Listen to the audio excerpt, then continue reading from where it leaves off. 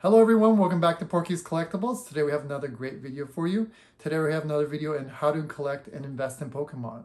Now today's going to be a slightly different video. We're not actually going to do a Pokemon, but instead go over one of the letters in Scrappy, which is C, condition. Now I have a lot of questions about how to figure out the conditions of cards, so we're going to go over some examples like the centering, the edges, and so on. But before we start, please like and subscribe to Porkies Collectibles and follow us on Instagram. So let's go ahead and jump right in. So let's go over some things. The first thing is you have graded cards versus ungraded cards. Graded cards are going to be through a company that you pay money to obviously get it graded and encapsulated. That way, you can get a professional person that grades your cards so that other people can trust what the condition of your cards are. They're not always perfectly accurate, but better than having some random person put on eBay or some site saying that it's mint when it obviously is not. So when you buy online, just be very wary of when they put in the title mint, because most often than not, it's not mint. So we have that. Let's go over a couple of graded companies as well, just so you know. Let's see. Okay, here we go. 3 different grading companies. We have Beckett's, we have PSA, and then we have CGC. Now for most bang for your buck, I would recommend PSA. That's what most people choose for in terms of Pokemon. CGC is probably the cheapest option right now. If you were to wanted to buy good quality cards for cheaper, I would actually go ahead and pick up CGC graded cards, because usually like a 9 or a 9.5, they grade really well, meaning they take their time and effort to grade their cards. So sometimes it's very hard to get a CGC 10. So if you were to see one, you can always like crack it later if you want, or if you want a pristine copy, I recommend that. Beckett, if you can get a 9.5 or higher, probably will fetch about a better price than PSA in a 10. A Beckett 10 black label will give you the most money or most value for your card if you were able to get it. But that has to be a perfect 10 for every category. So let's go over the categories for grading, what companies are looking for when they're grading your cards. As you can see right here, there's going to be centering, the edges, corners, and surface. So I'm going to go over all 4 of them, just so you have an idea of what to look for in graded cards as well as in raw copies of cards. So let's go over centering first. Centering is going to be the borders of your card, how wide or how thick each side is.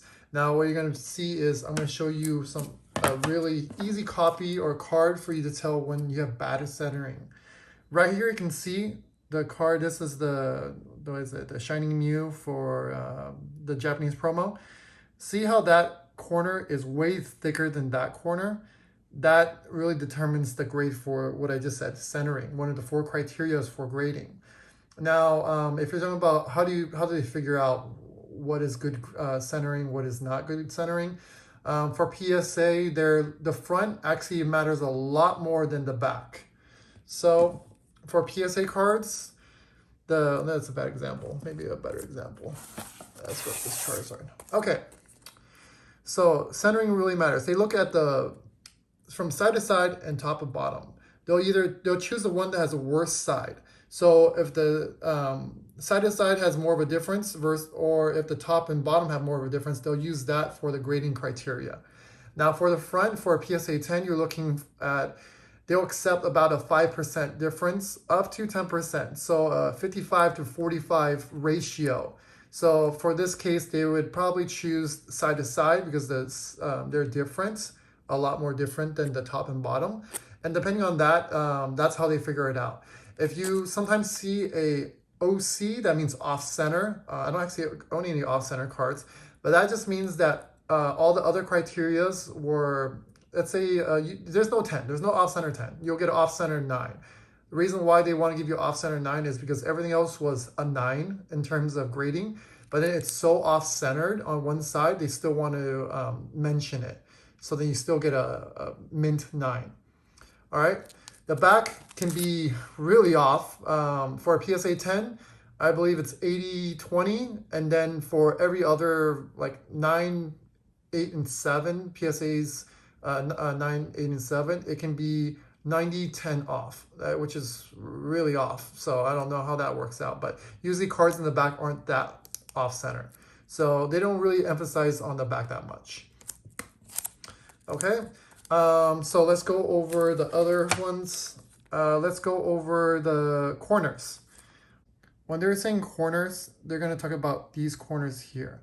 Now, that being said, they're going to grade, you know, if you see any white spots or nicks on it, that makes a big difference. Example, let me try to zoom in. See how the corner right there has whitening? Let me zoom in a little bit more. Oh man, it won't focus.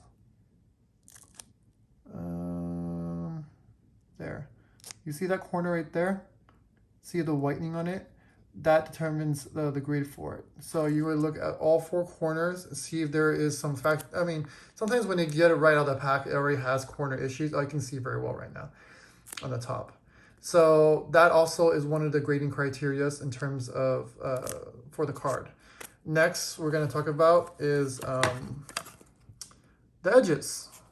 Edges are very important. Edges, I don't know if silvering counts for the edges grade, for the edge grade, sorry. But when you're talking about edges, you're talking about this. See that? They're talking about the edges of the card.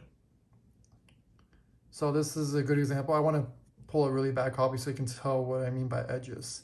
So that shows how bad you know, that card is if you wanted to grade it. Last thing to go over is surface. It's been a long day. I want to make sure I go over this properly. Okay, surface. Surface is the surface of the card. It's very simple. Front, back, surface. Make sure there's nothing wrong with it. Scratches count for surface. Dents, those count for surfaces. Marks, smudges, they all count. But usually it's the hollow foil. Whenever you see all that scratching, that is surface damage. See that right there on the blue where there's silvering, or you can see that actually a back hollow, that also accounts for it. Now, this is what I was talking about when I say silvering. See how the edge is, you can see the silver. That usually means that when they were cutting the card, the knife was either, or whatever they're using to cut it was dull. So there's chipping along the edges. Another word for it would be chipping. So just be aware, older WotC cards will have this issue. So just look into that whenever you're buying raw copies, or if you're looking at graded cards. Sometimes they'll have a lower grade and you don't see much flaw in it, and it's due to that. And I don't know if PSA really dings you on that, but if that was the only reason, if you were just looking at it aesthetically from the front, it doesn't, you know, detract it that much. So I would pick those up just because. In terms of grading, another thing I want to go over is half grades. For PSA, half grades are a good thing. For Beckett and everything else, it's kind of a bad thing.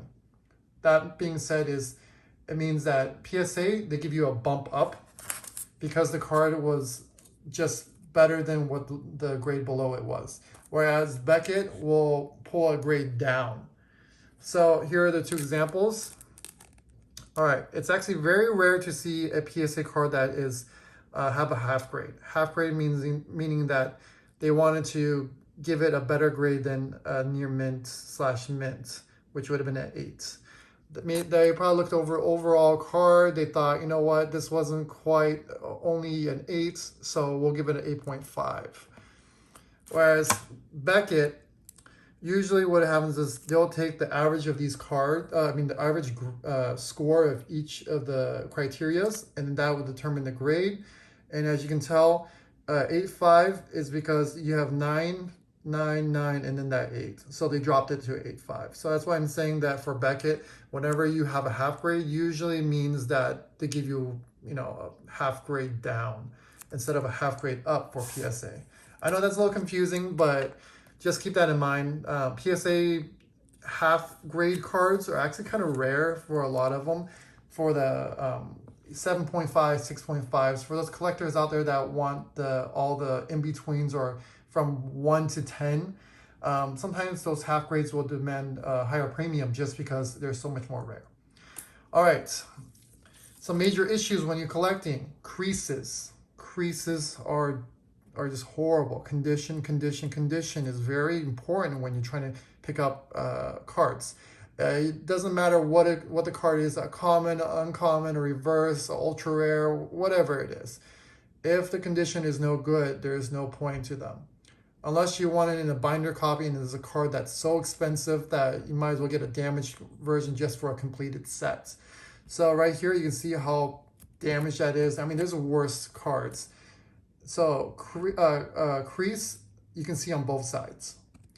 A wrinkle is something that I would say isn't as bad. I don't know if I have an example here, but a wrinkle would be just, you can see like the damage on like a little tiny, like a little, you will be able to see a wrinkle on one side, but you wouldn't be able to see it on the other side. So that's what a wrinkle is. In terms of binder copies, it's fine to have wrinkled cards. They don't really detract that much from the aesthetic of the card because you can't really tell. If you're gonna grade, I would definitely not recommend you grade any cards with any defects like that. Wrinkles, indents, binder dents. When they used to put in the 3-ring binder, if you saw my first video or one of my first videos, I think I mentioned about the different binders I use or used. The 3-ring O-ring binders are horrible because when the cards sit on the ring, it made an indent in the card. So those things are, you do not want to grade. Sometimes, here is a good example. And I'm running long, but so many things to go over. All right, here's a gem mint 10. Here's a near mint 8. You're like, they look exactly the same. If you're looking at them, you know, just in person or on camera, you can't tell. They look perfectly fine. Now, I'll tell you this much. Let's see, right there. You see that? I don't know how well it zooms in or how this is gonna look blurry or not.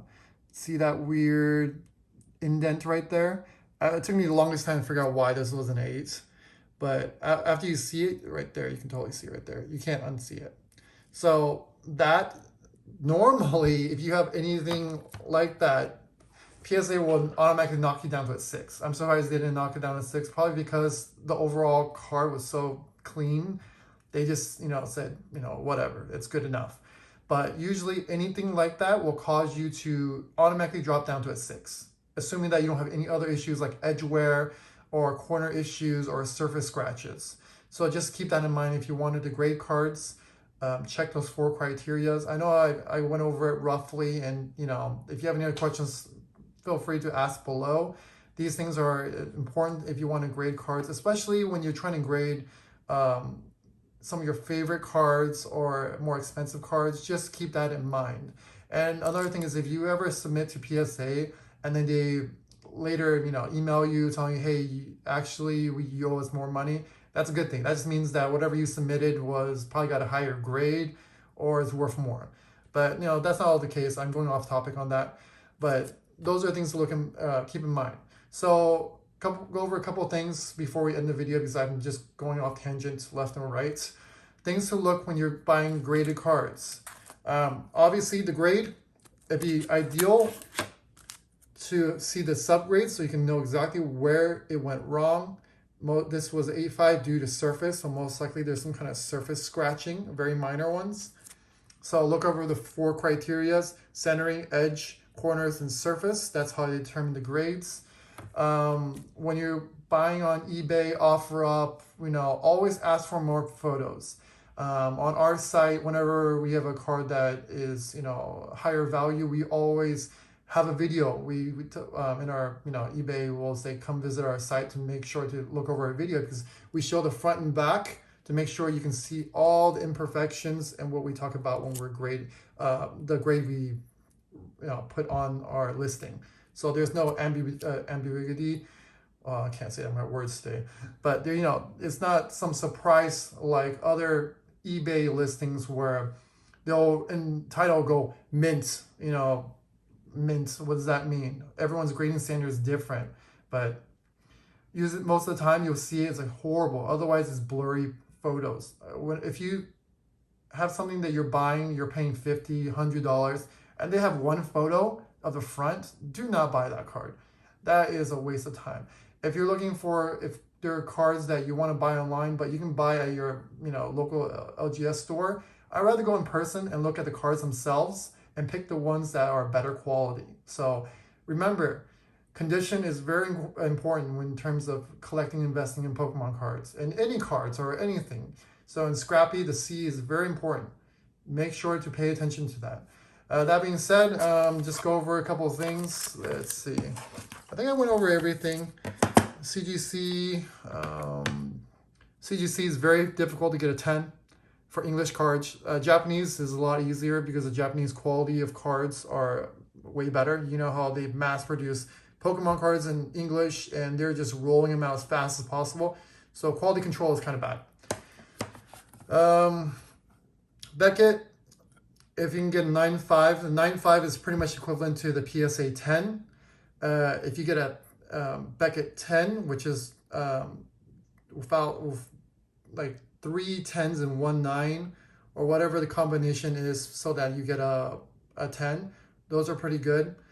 If you can get all 10s and get a black label, it makes a huge difference. It could be a difference between a PSA 10 being like $500 and then a black label being like $3,000, just because it's so rare. They rarely give those out. So just keep that in mind when you're looking for cards to buy online or in person. Don't be afraid to ask people questions, and don't be afraid to research online, because in the end, you don't want to, just risk it and then you're like, oh shoot, it just came up, it looks like a good deal, I'm gonna buy it now. So don't be afraid of fear of missing out. Don't really do that kind of stuff. Always pay attention. And another thing is, if you don't care about the grades and you just want to have a look at it, the difference between a PSA 10 and a PSA 9 are virtually it's so minuscule you wouldn't really be able to tell. I pick up 9s just because when they come out of the pack fresh, they're most likely 9s. A 10, I would only get 10s for things that are iconic cards or cards that there's such a big difference in value, but at the same time you picked up for a good price. Otherwise, there's no point to get a 10. I'll give you an example real quick. I'm running on again. Like a 9 versus a 10, if there's a difference of like $20, I'm obviously gonna pick up a 10. There's no point. But if a 10 is like $10,000 and a 9 becomes like $1,000, there's no point to pick up a 10. Unless you have money to spend, you're loaded. I'm not gonna do that. I don't recommend it, but it's your money. Figure out for yourself what you want to do. Everyone has their budgets and what they want to collect. As you can tell, my background, 9s are great. 8s are great too. 7s is where you got to start figuring out what you want to do about that, because I think below 7, it's not worth to buy graded cards below 7, in my opinion. That's my opinion. I know. So hope you enjoyed the video. I've been rambling way too long again, like I mentioned earlier. If you have any questions, feel free to comment down below or check out our Instagram and leave me a message. Hope you enjoyed the video, and see you guys all next time. Thank you. Bye.